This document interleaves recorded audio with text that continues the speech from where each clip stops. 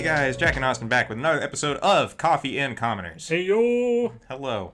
Jack, what are we drinking today? Today, since it is now in the wintry months of the year, we are drinking a peppermint mocha. Yes, it's the first week of December, or at least it will be when this recording comes out. Oh, yes, indeed.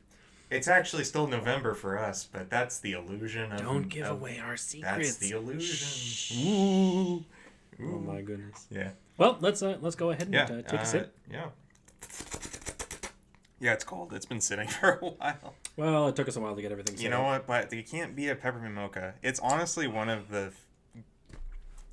we have a friend that works at Starbucks, and he said that it's like... I think he said something along the lines of, like, it's actually just available year-round. Like, you can just order it whenever, because there's always the ingredients for it. Oh, okay. But it's like most people enjoy it during the winter months. I love peppermint mocha Peppermint so mocha, much. you can't go wrong with it, from So good. Starbucks. The only thing that would make this even better than it already is a little peppermint schnapps. Yeah. It's been one of those days, my guy. It's been one of those days. You know, it's a day. It's been a day. Every day is a day. That's my advice. Every day I wake up. All right. That's it. That's the tweet. All right, Adam Driver. I wish. Okay. You wish you were Adam Driver? If I was that tall, sure. You wish you were the one that killed Ben Solo? Spoilers. It's like a 5-6-year-old movie at this point, and I'm saying spoilers for it. The one that killed Ben Solo? Or not Ben Solo. Who's the motherfucker? Han Solo. Oh my god! You are lucky there is a table between us. I am a fake Star Wars fan now, guys. No, I'm kidding. I love Star Wars. Star Wars is fun. If I do a Star Wars podcast, I'm not doing it with you now. Oh my wow, okay. Start my own. This is how we go separate ways. You go do a Star Wars podcast. The band's breaking up before it has a chance to form. Great. Oh my God. I just hit my knuckles on the table. Congratulations. Ow. Drink your mocha while I tell the people what we're covering today. Cool.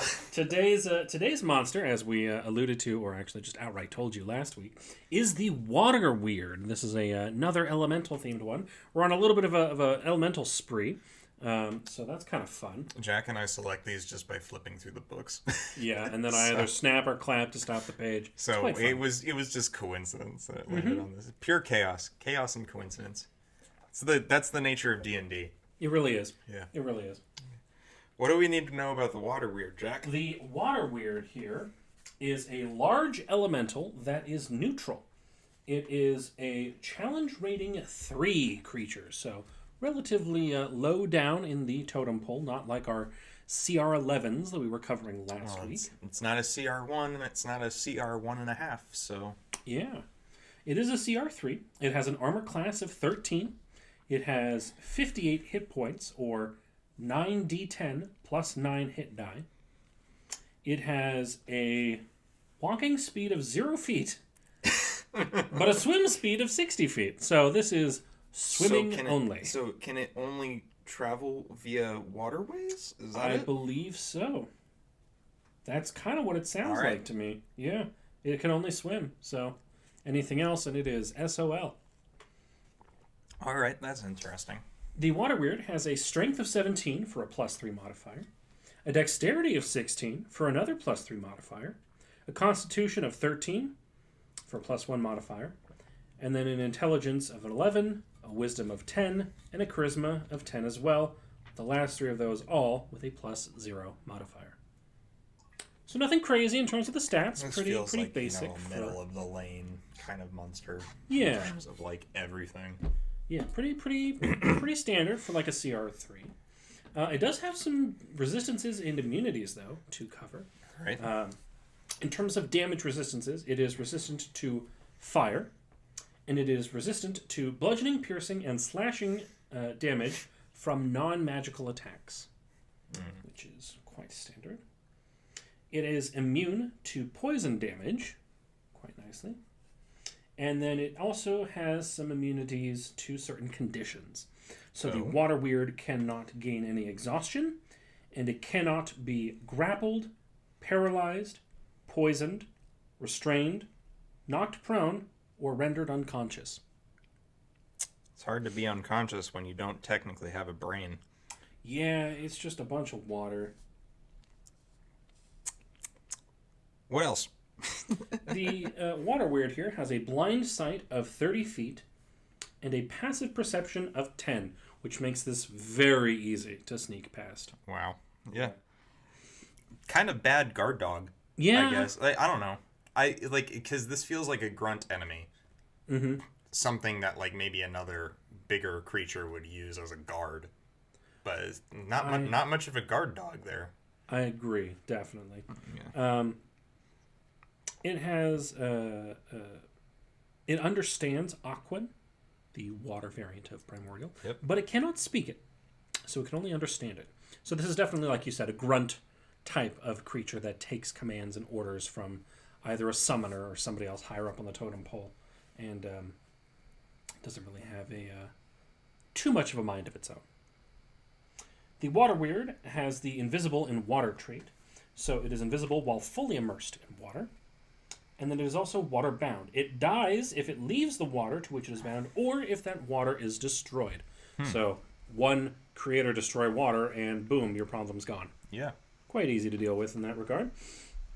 In terms of what actions it has available to it, it only has the constrict attack, which is a melee attack of a +5 to hit, and a reach of 10 feet, which is quite nice. That does only affect one target at a time, but if it hits, it deals 3d6 plus 3 bludgeoning damage. If the target is medium or smaller, it is grappled and pulled 5 feet toward the water weird. This grapple has a DC 13 escape check, by the way. Until the grapple ends, the target is restrained. The water weird tries to drown it, and the water weird cannot constrict another target while one is already being grappled. All right. But that's it. That's it for the water Yeah. weird in terms of its This stat this block. would probably be a challenge in like groups because like remember when we did the invisible stalker? Yes. This feels a little bit like that, maybe a little more tame because the stalker's hard to deal with because it's invisible. But Yeah. like the water weird feels like it'd be a challenge for a certain level party. This is definitely like this is not something you scale up. This is something for like early levels of the game. Yeah. I mean, that's why it is a challenge rating 3. But, I definitely feel like this kind of creature would be more difficult to deal with. I mean, it says specifically in the monster manual description. This is on page 299, by the way. It does say in the description here that it is bound to a specific water-filled location, such as a pool or fountain. So if you go by that logic, it is only bound to one of those above surface. I feel like it could be a guardian of like a wizard tower or something, or like some sort of like important place that a magic user would put a weird in. Agreed. Like it could be in the moat around a wizard tower or something like that, and like surprise individuals trying to cross. I think that because it's bound to those specific at least as the lore suggests, bound to those specific kinds of places, it would be a lot more threatening if you had a couple of these summoned to protect like an underwater shipwreck or something like that. Yeah. Because if it's invisible while fully immersed in water, you can't see it. Yeah. If it can be all around you at the same time. And I So think that would be a lot more terrifying. There's ways you can mess with your party with this, definitely. But since it's not super in that case it is like the invisible stalker because in the right scenario it's invisible and it's hard to deal with. It can but be. it's not like the strongest. And it is for early levels because again, like once your party wizard or whoever is your caster gets that create or destroy water, it's just like boom, gone. I don't know how loud that snap was on the mic. I was a little close there. So sorry if I blew out anybody's eardrums. I did want to give, because this is a short stat block. I did want to give some honorable mentions to Guildmaster's Guide of Ravnica, because that has I actually have the stat blocks pulled up over here. Okay. What the page? Water? I don't actually remember the page, but it should be. There's two different types of weirds, and weirds are like elementals, basically. But Guildmaster's Guide to Ravnica based on the Magic the Gathering setting, guilds of Ravnica, or just the plane of Ravnica in general, which is governed by 10 guilds, gangs, kind of, or something like that. I don't know, however you want to flavor them. There is one guild of scientists called the Izzet, and they are experimenters and all that, and they create weirds. Their weirds are created instead of summoned, usually. Or I don't know, maybe it's a mix of both. But one of the most iconic ones from when I was in the midst of like learning and playing Magic the Gathering when Ravnica was a thing, was this creature called the Blister Coil Weird. And it looked like a steaming, hulking, amorphous water form. It was just like steam and water. But it does have a equivalent stat block in Guildmaster's Guide to Ravnica. And it's funny because the stat block is actually pretty solid for this thing, but the actual card from the game, because everything in Magic the Gathering, the creatures have power and toughness that's represented by like the number and then slash another number. So it's how much damage they deal and how much damage they can take.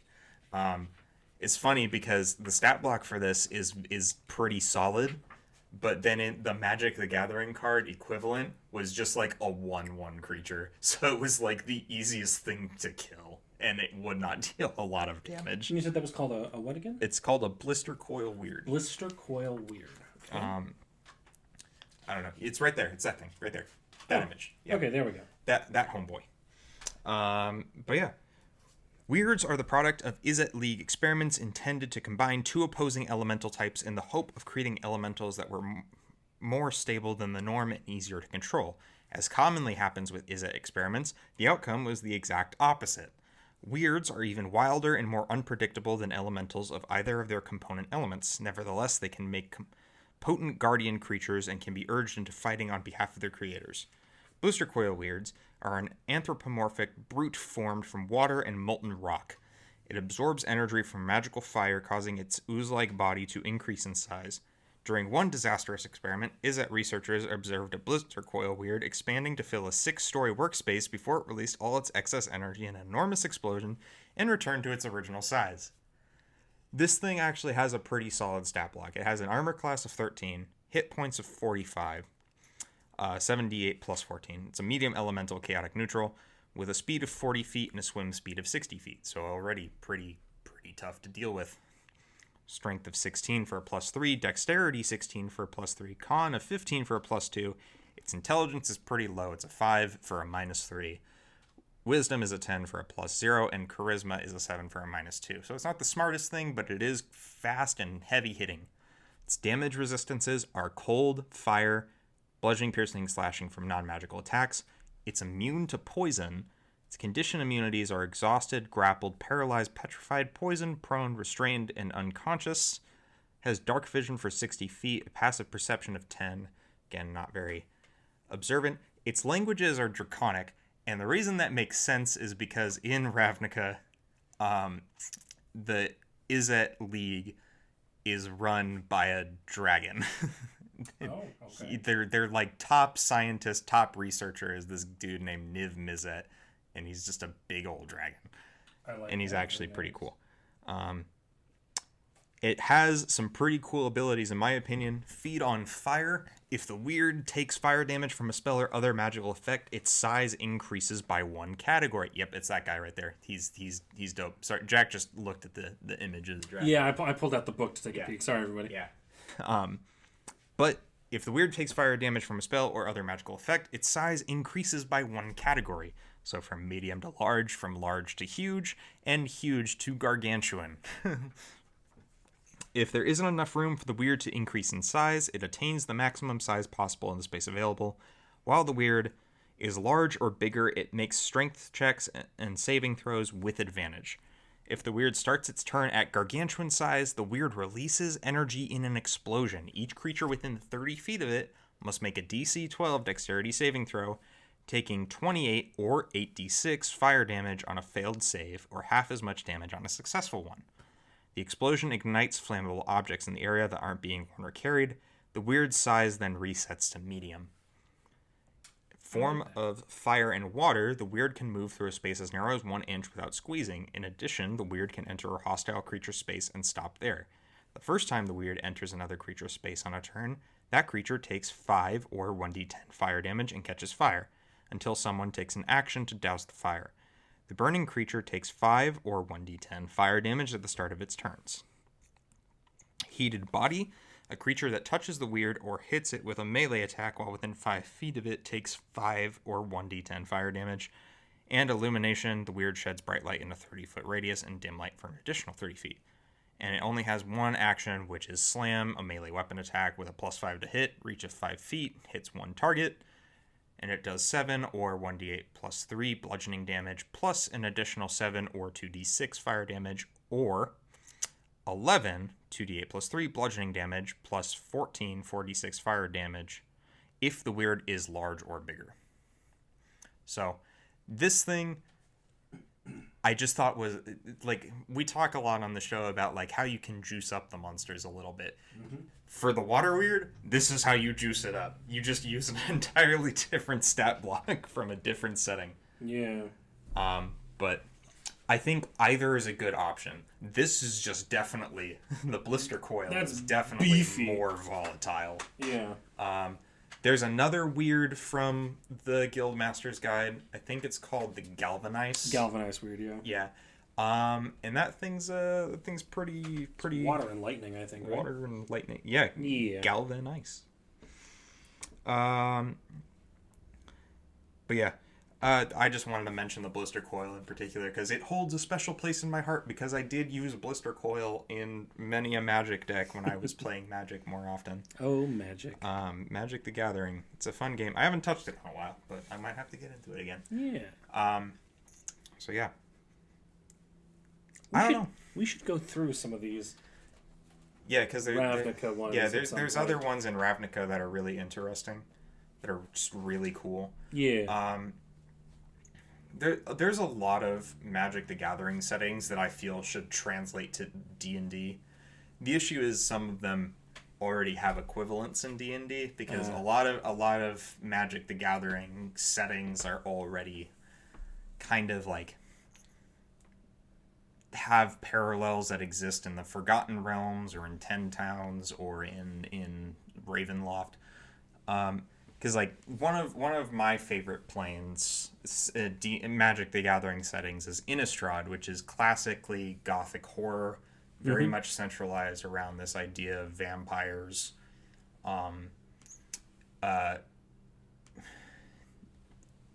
of rogue necromancers. There's two categories. Some of them are called ghoul callers, which actually raise the dead with necromancy, and then there's stitchers who literally Frankenstein corpses together and reanimate them. Ooh. And on top of that, also werewolves and all that. So, Innistrad has it's a very cool setting, and it has some cool storylines to it. The issue is that Ravenloft already exists in D&D. So therefore, with Barovia and Curse of Strahd, and then the greater setting of Ravenloft and all that, it's a little hard to translate Innistrad to Dungeons and Dragons because there's already kind of an equivalent. Same thing with a lot of other ones. I mean, there's some cool ones recently that I honestly think would be really cool to translate to D&D. Like, there's trying to remember the name of it. There's Kamigawa, which is Japanese-inspired Magic the Gathering setting. And they visited it twice in Magic's history. One when it was like Edo period samurai and Ronin type characters, ninjas, and all that. And then the most recently they visited it in a futuristic setting where there's a bunch of neon and technology, very cyberpunky vibe to it. So something like that would probably be cool to translate to D&D. Yeah. But yeah. But Guildmaster's Guide and Ravnica and all in general are just like, it's one of the most iconic settings to Magic the Gathering, and it just probably made sense for them to translate it to D&D, and therefore a lot of the creatures in it are really cool. Excuse me, folks. You good there? I just talked a little too much, and Oh, okay. my throat got dry. Ah. Yeah. Well, go ahead and lubricate up with some water or your peppermint mocha. And I finished my peppermint mocha. Well, go ahead and I drink finished some my water. drinks a little too fast. there you go. That's why. Yeah. Yeah. I finished too fast. Moving on. And we're going to move on from there. Yeah. Okay. Well, we've discussed, pretty quickly the nature of the weirds. Mm-hmm. I think if I was running a low level campaign setting again, I would use the water weird. Or not even in a low level setting. Maybe if it was just like a guardian of a place or something like that the party had to go to, and then suddenly like this giant watery creature appears. So then it has to become the task becomes like, do we fight this thing or do we diffuse the situation? Because this is just like in our way. Yeah, I've used these in my most recent campaign for when you guys were running around looking for a tomb of an ancient king, had to fight some stuff on the beach of a lake and a river. Okay. Yeah, Yeah. I think I remember those. Yeah. Yeah, I used a couple of these, some water elementals and some elemental myrmidons, or however you pronounce that word. Like the jacked up. Yeah, the ones with like elemental the metal plating. Yeah. Because I think there's like some basic elementals. Yes. And they're the mephits. they're like the lowest on the totem pole of all the elementals. Then you kind of got some guys in between mephits, and then you got the elementals. And then you got the myrmidons, who are just jacked. And then you also got the genies, which we talked about last episode. Yeah, yeah. So you got a lot of variety when it comes to the elemental summonings, but I do like the water weird, and I do like the Blister Coil. coil weird. Blister Coil. It's such a cool name. I'm sorry. I'm nerding out. I'm using that for my next campaign. No, I want to use it too. I think it's totally cool. It definitely fits yours for like it's a science experiment gone wrong. It's so cool. Yeah. I definitely have a place where I can put those in. That'll be fun. Yeah. It's also just got a cool look. It's like this gelatinous body that's just like on fire. It's very funny. Plasmoid's jealous. Yeah. Plasmoid players wish they could be the Blister Coil weird. Exactly. That's how it works. Oh, goodness. Okay. Anything else you want to talk about for water weirds? You want to get us a topic for the day? No, I think it's time we ponder our orb. Ponder our D100. We don't have a D100 yet. We got percentile die, but we want our D100 orb. Yeah. If you would like to buy us a D100 orb, please do that for Christmas. What's our number? Oh, this side's not colored in, or it's worn out. 22? Here's a fun one. We say that about all of them, but they're all fun. So. Oh, this one hasn't been painted. You're right. This is Wizards versus Sorcerers. Do we really want to start a war? I mean, Okay. It's a good we picked a small stat block. So we rolled this one because I've got a lot to say. Okay, so but I'll let you go first. In terms of this conversation, are we talking about which we prefer, or just like gripes we have about both? Yes. Okay, all the above. Anything and everything about Wizards versus Sorcerers. I'll let you start us off. I think my opinion on this is pretty well known in our group of friends, and you probably know it already. I think Wizards and Sorcerers have their abilities mixed or swapped. Mm-hmm. Because to me, it makes more sense, because Sorcerer meta magic is really cool.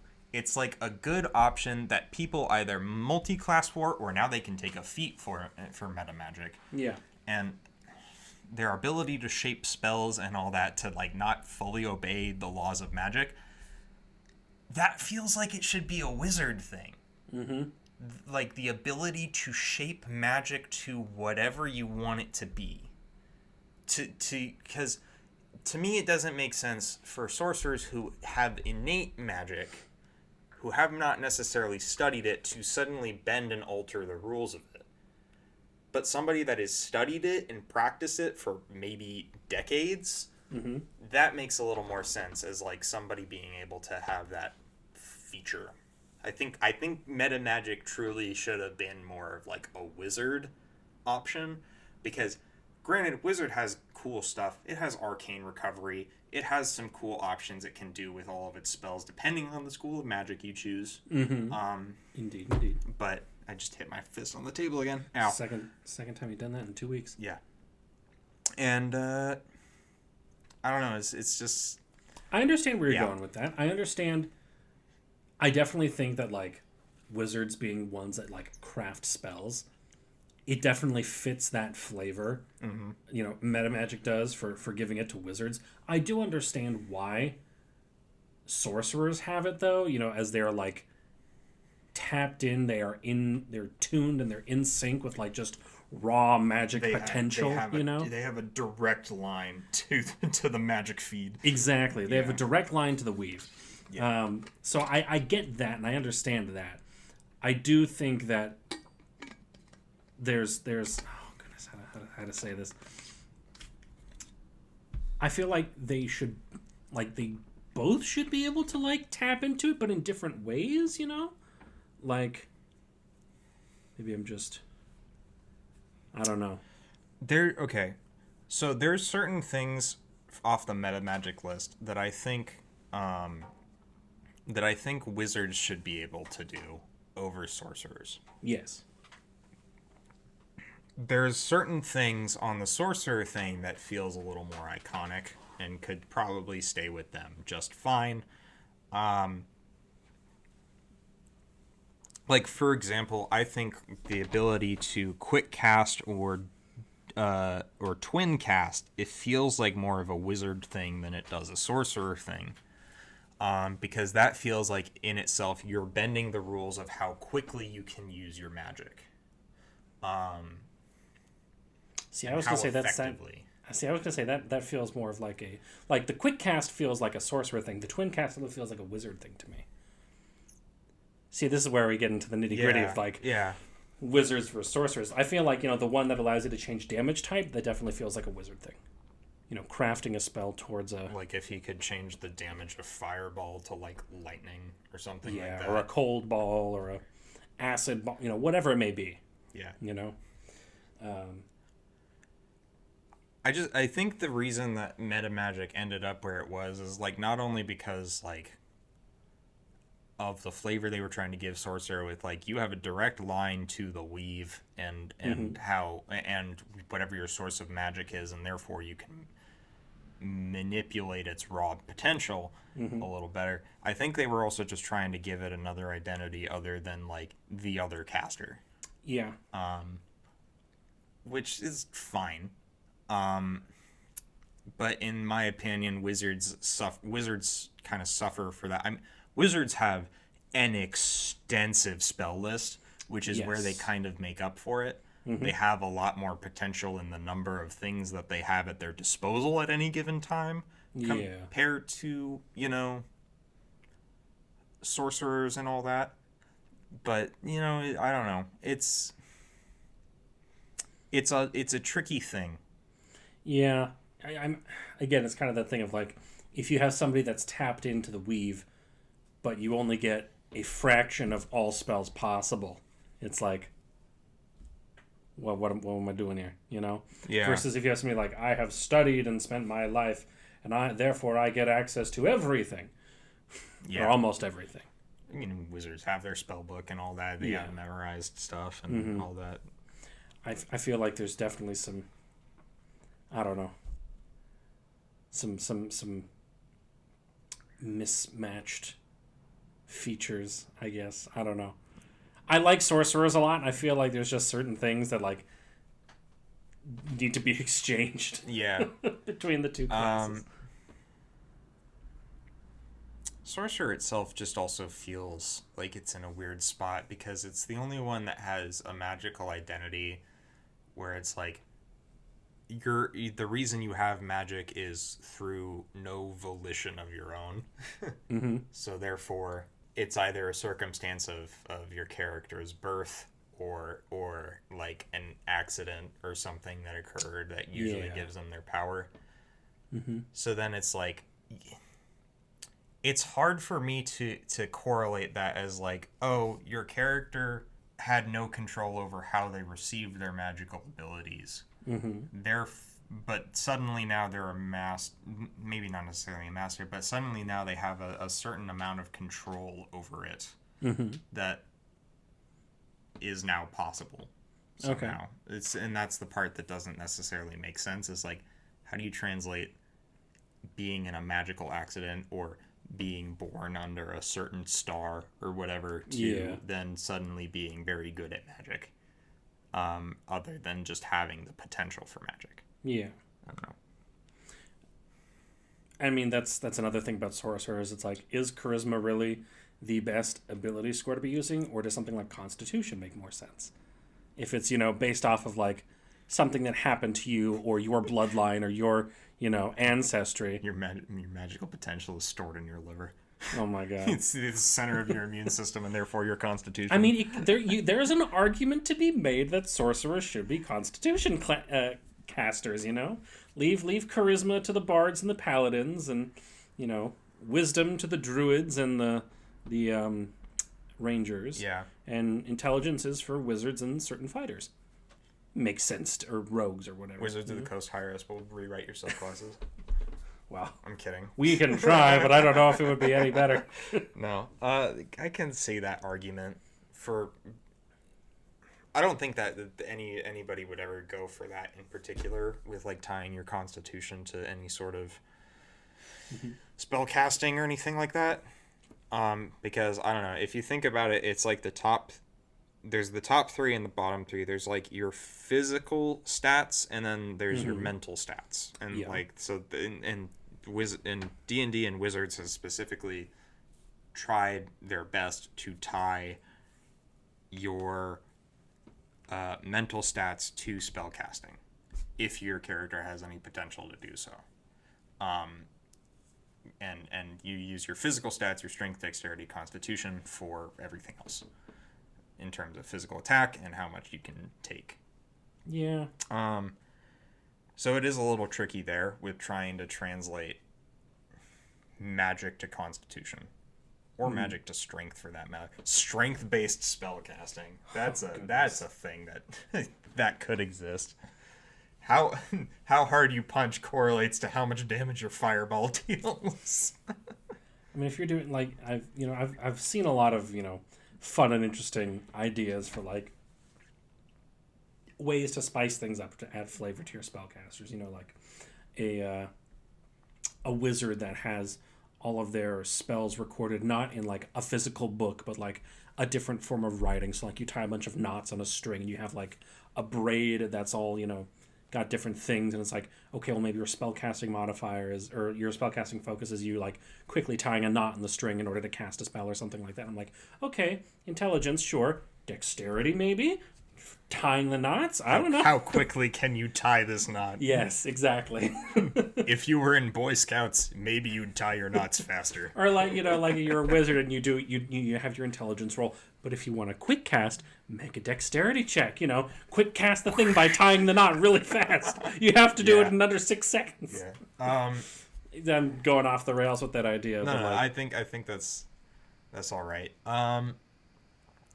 I did definitely like with Wizards, the idea of like how they record their spells can take many forms. It doesn't necessarily have to be the spell book or the grimoire or whatever you want to call it. But that's the most iconic version. But it could be something as like they could carry like a disc with etchings on it or something like that, or they could have it like spells tattooed on their skin. Yeah. Or there's various ways you could do it. I like the idea of spells being tattooed on a wizard and you want to know why? Because it reminds me of Full Metal Alchemist. Oh, well, there you go. Because there's a lot of alchemists in that show that have their alchemical circles, the particular ones that they use are tattooed onto their bodies somewhere. Or at least there's a couple of them. Yeah. The most iconic one being like one of the antagonists, or at least early antagonist, Scar, because he's got the one arm that's has a transmutation tattooed on it. Yeah. I do recall. It's been a while since I've seen those shows. God, it's so good. I just finished watching it again for like the 5th time last night. And it's a fun show. It's got a very bittersweet ending, and I love it. Yeah. And it's just great. And it's honestly, a majority of my D&D inspiration comes from that show, to be honest. That makes sense. Yeah. I don't know if that means I'm predictable or something like that, but I love that the lore and the system of that world, and it translates so well to D&D inspiration, in my personal opinion. Yeah. I would agree. So yeah. Getting back to our wizards versus sorcerers. Alchemists are basically wizards. Yeah. The D&D equivalent is artificers, because that's where the alchemist subclass is. But we're not talking about artificers. Different flavors for different folks. I can kind of agree with what you're saying about sorcerers potentially being a different casting class other than charisma. Because they're the only charisma caster that is in essence a full caster. Yeah. Well, no, that's wrong. Bard is a full caster as well. Warlock and Paladin have weird casting rules. Yeah.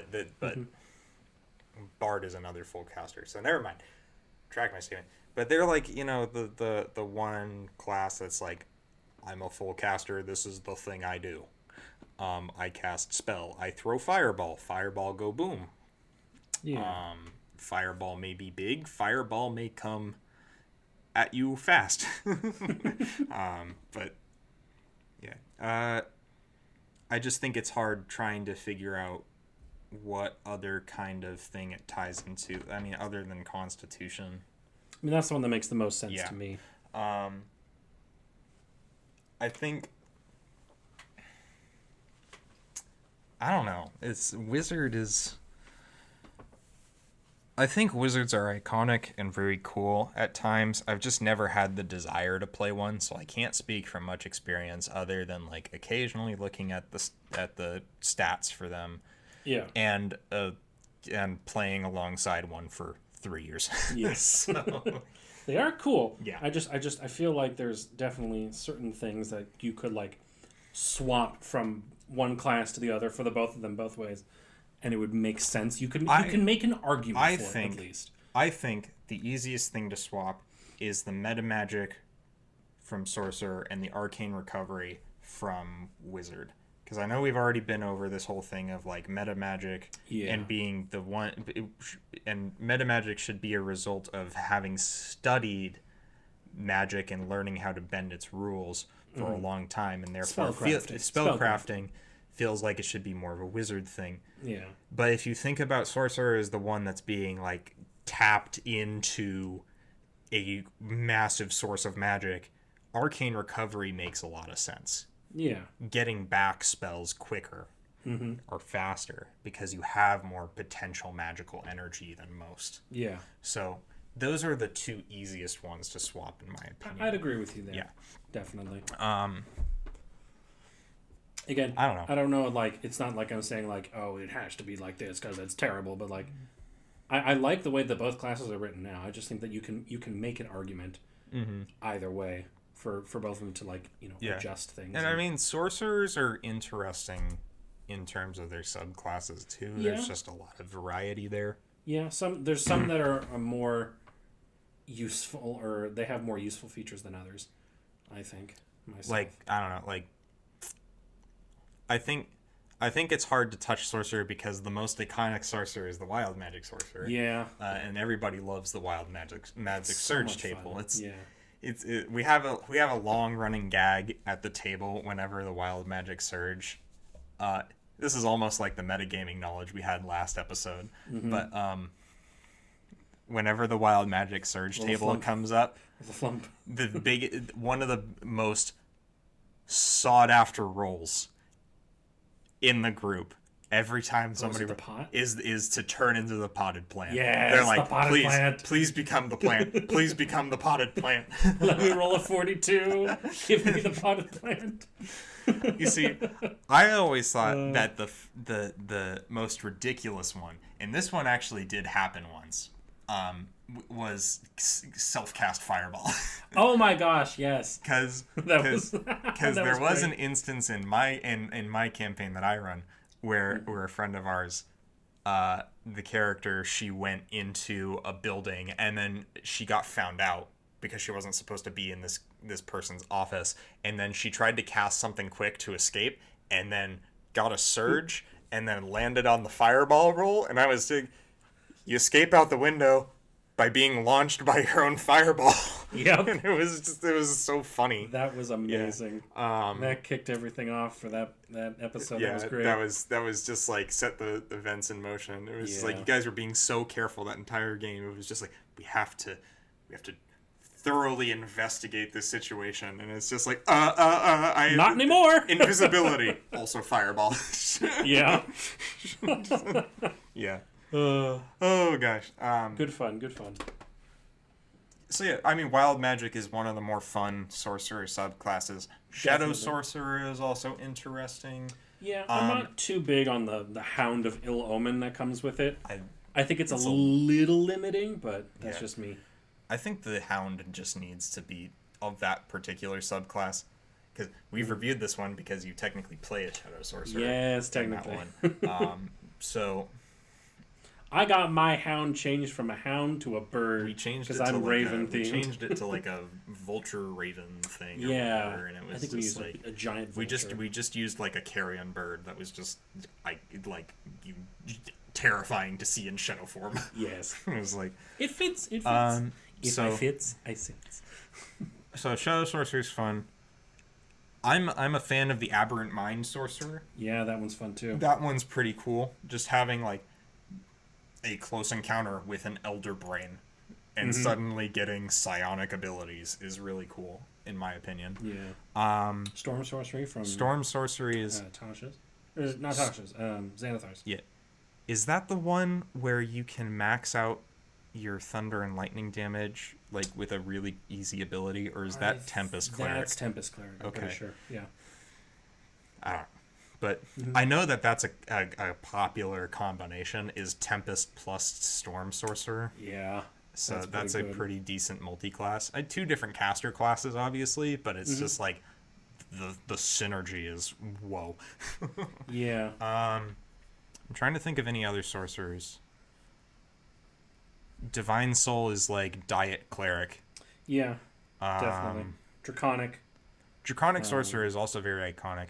I feel like it's a little limited compared Just to a it's got like the it's got the Because you get your elemental it's got the affinity. restraints on basically. Yeah. It doesn't give you dragon breath. I feel like it should give you dragon breath. You do get wings at 14th level. Yeah, but I mean, like, but otherwise you just get damage resistance, wings. Well, I don't even think you get damage resistance. Do you? I don't remember. Yeah, so for let me pull it up just to reference here. Dragon Bloodline. Here we go.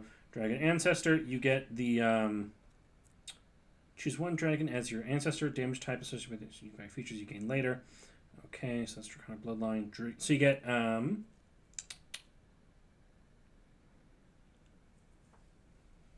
it's not part of the level 1. Maybe it's part of level 6. Let me check. Ah, here it is. At 6th level, when you cast a spell that deals a particular damage type, you can boost the damage by 1 damage roll on the spell with a charisma modifier. At the same time, you can spend 1 sorcery point to gain resistance to that damage type for 1 hour. So you have to spend a sorcery point in order to activate the resistance. Yeah, I mean that's the other thing too. Is a lot of sorcerer subclasses try to make use of their meta magic and their sorcery points as well. Yeah. But yeah, Uh, Draconic Sorcerer is pretty iconic. Aberrant Mind I enjoy. Shadow Sorcerer needs a little Clockwork work, Soul. but is also good. Clockwork Soul's weird.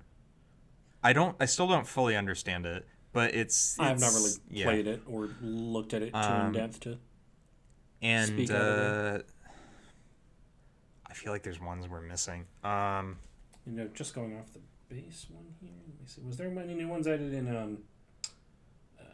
Well, Tasha's was the Clockwork and Aberrant Soul. Yeah, Clockwork, Aberrant Mind, Storm Sorcery, Shadow Magic, Divine Soul, Wild Magic, and Draconic. That's That's it. all the base ones. Yeah. That's it.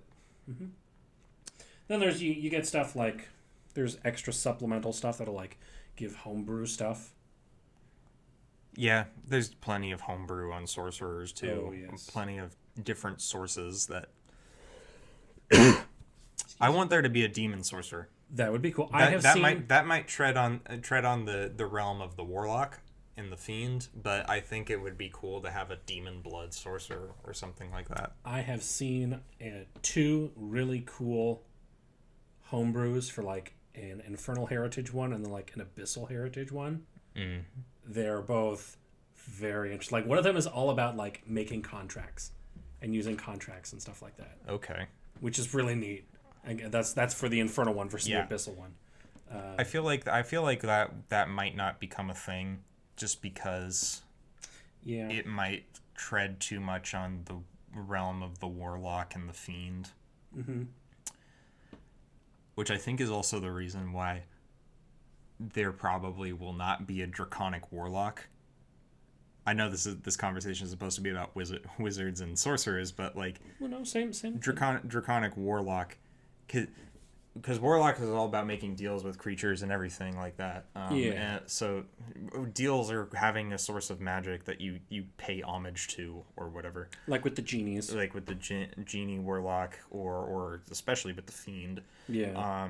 Or even the great old one. And so it always felt like weird. It's like, well, dragons can kind of give magic. Why isn't there not a draconic warlock? And it might honestly be for the same reason why I just said there might not be a demon sorcerer, is because it would probably tread too much on the realm of the draconic sorcerer for there to be a draconic warlock. But I don't know. That's what homebrew's for. Yeah, make up the rules. Yeah, you can fill in the blanks however Yeah. you want. There's a couple different. There's one sorcerer supplement I really like that I intend on using for my campaigns going forward. Because again, Infernal and Abyssal Legacy stuff like that, I find fun. Yeah. To tweak with. Twerk with it. Yeah. Shake that ass. I'm kidding. Oh God. I'm kidding. There's some fun stuff in there that you can tweak around in order to tailor the flavor, the ideal that you have that you want to play. Yeah, I definitely. There's a lot that you can do with Sorcerer and Warlock that kind of you can bounce back and forth. That you can also that makes it different from Wizard, because I do like how Wizard has it's like you have your school of magic based off. I mean, like for example, like the we were just talking about the ones of the sorcerers that we think are cool and interesting. I mean, like the ones that I've always found interesting from Wizard were the Abjuration Wizard, the Transmutation Wizard, and Conjuration and Necromancy are also pretty cool. Yeah. Abjuration is just cool in general because it's just like, I have a shield at all times. Deal with it. Well, if you once you stat it right, it's like, ha ha ha, I can never be counterspelled. Yeah. That is fun. Because I will counterspell you back. Transmutation's also just cool. Yeah. Shout out to Liam O'Brien for playing the best transmutation wizard ever. Was simping for Critical Role as usual. I mean, it's hard not to. Yeah. I But do. yeah, there's definitely iconic wizard classes. Yeah. And I guess that's where the big identity difference is like, one you study, what do you specialize in versus what do you have innately that you're born with. Yeah. I mean, it gets weirder in expansions and stuff like that because you have war magic wizards. You have blade singers. and Order of Scribes. Order of Scribes too, where it just kind of like it goes like very off the beaten path of like the original. What is it? 8 wizard subclasses. Yes, I believe that is correct. Let me see if I can name them all. Okay. Abjuration, transmutation, obviously. Necromancy, enchantment, divination, conjuration, and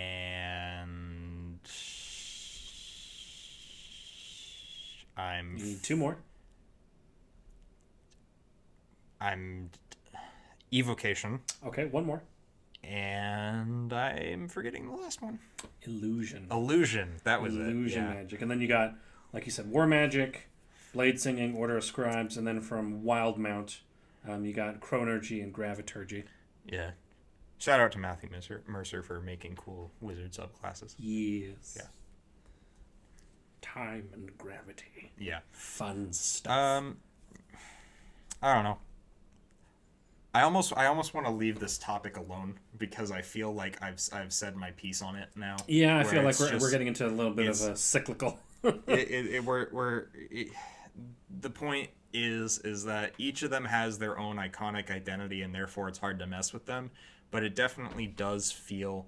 I don't think one is intrinsically better than the other. Oh no, but it definitely does feel like certain things in Wizard would translate better in Sorcerer, and certain things in Sorcerer would translate better in Wizard. Yeah. I think that's like the point that I'm trying to get across. I wholeheartedly agree. And we've given our 2 cents on which of those abilities make a little more sense in which class. But again, you can make an argument for them to be in either one. Excuse me. And I think that's the fun part about it is that, in your own game, if you really want to, you can change up how it all works. Yeah, rules don't matter. Make it up. Yeah. Say fuck the rules. Throw out your D&D books. Burn them. Fuck the rest Actually, of no, them. I don't do don't that. care. Do not burn your D&D books. Don't burn books in general. I'm going into an entirely different topic now. I was gonna say I need to break out my. Well, you know what we need? We need a Barbosa button, so we can just. They're more guidelines than actual rules. I think it's just fine whenever you say it. All right, fine. I think it's no Barbosa button. Great. You do a great Barbosa impression, so therefore. Sometimes it's good, sometimes it's not. Yeah. But yeah, anything else that we want to say on the topic of wizards and sorcerers? They're both for nerds. They're both for magic nerds. Be a man. Play a barbarian or a paladin. What's the oh gosh, there was the old alignment chart, and it's like you got your magic jock, nerd, prep, goth. And so like magic jock is paladin, magic nerd is wizard, magic prep is a sorcerer, and magic goth I think was warlock, which can also double as sugar daddy magic band or sugar kid. baby. Then you had magic band kid, which was bard. Just right in the middle. Yeah. So yeah, there you go. There's our thoughts. I don't really have anything more to say because I'm going to start repeating myself more than I already have. I had a joke about bards, but we might have to save it for another episode. Well, here's what we can do. We can say it now. We can edit it out if it's not good. Okay. Because you know how there's the stereotype that bards are horny and seductive and all that? Yes. I know it's not written in the rules, but everybody is playing it right. Because have you ever met a band kid from high school? You know what? They're so horny. Based off the stories that I have heard about what goes on in the band room and what goes on band buses, you're entirely right. Yeah. You are 100%. I wasn't in high right. school band, but I had friends that were in high school band, Yeah. and those sounded like horror stories to me. I mean, it depends on what you count as horror. Yeah. But, I mean, we could have also been lied to, which would have been... Yeah, really you know, they could have been fucking with us the entire time. Yeah. You know? I choose to believe that they're all just horny bastards. Yeah, everybody's horny. Not everybody. You could be ace, but you know, it's a different type of horny. Yeah, that's a different type of horny. It's horny of the soul. Are you horny of the soul?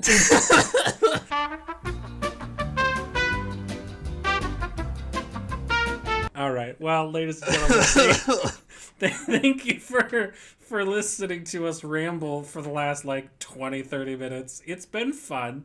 Hopefully next week around we'll have a little bit more to talk about with you, with a different type of monster, whatever kind of creepy crawly we have in store for you, and whatever topic we roll on our discussion board. So, Mr. Austin. Yeah, that's all I have to say about it. All right. Well, ladies and gentlemen, thank you very much. Drop a like, drop a comment. Let us know what you thought about it, if you like it. Follow us on the Twitters if you'd like. Yeah, follow us on the Twitters. Talk to us. Let us know what you want to hear about. All right. See you when we see you. Until then, folks, stay caffeinated. Bye-bye.